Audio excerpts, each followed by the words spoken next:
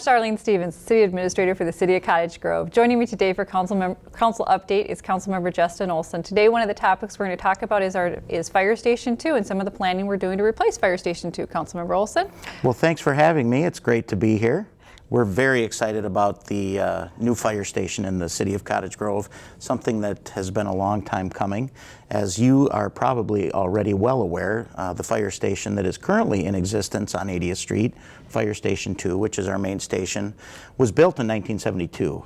And it's been around a while. Yeah, it has. And so what we're looking at is a building that is simply no longer functional for today's needs, and that includes, personnel needs, equipment needs, et cetera. So we've been looking at how do we come to grips with what our firefighters and EMS professionals need in terms of a facility. For probably a couple of years now, since the new Public Safety City Hall was built. And one of the things that we noticed is, the building has been renovated. It was renovated in 1985, but it still has a significant amount of inefficiencies, particularly as it relates to some things like the gear that the firefighters wear.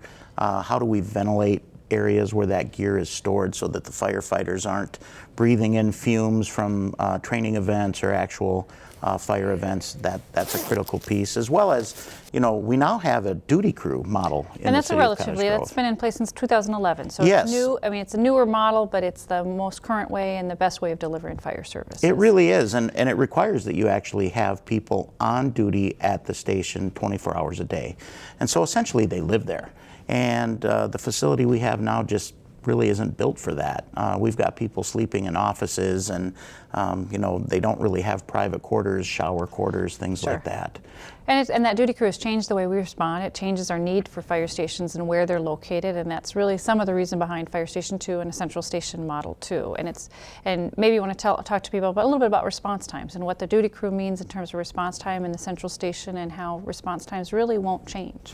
Our response times in the city of Cottage Grove are phenomenal. We're very, very lucky here.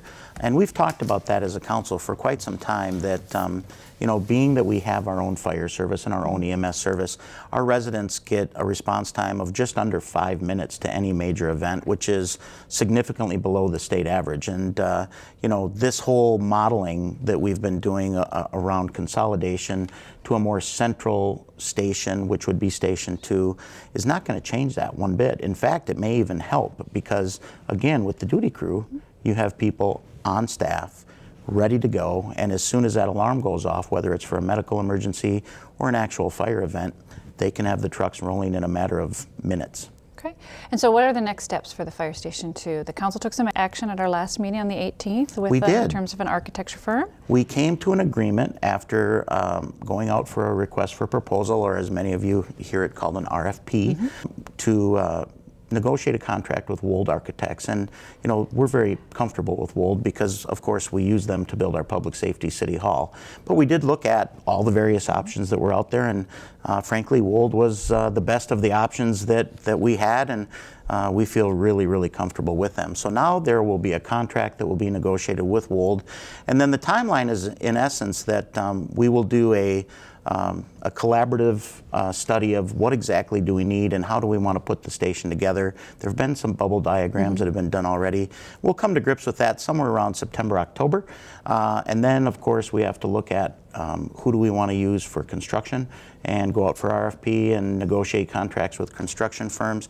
Our goal being April of 17, we're actually in the ground and we're moving dirt and we're building a building, and by April 18 we're built and ready to go. That's wonderful. And do we have an estimated cost perhaps on the building?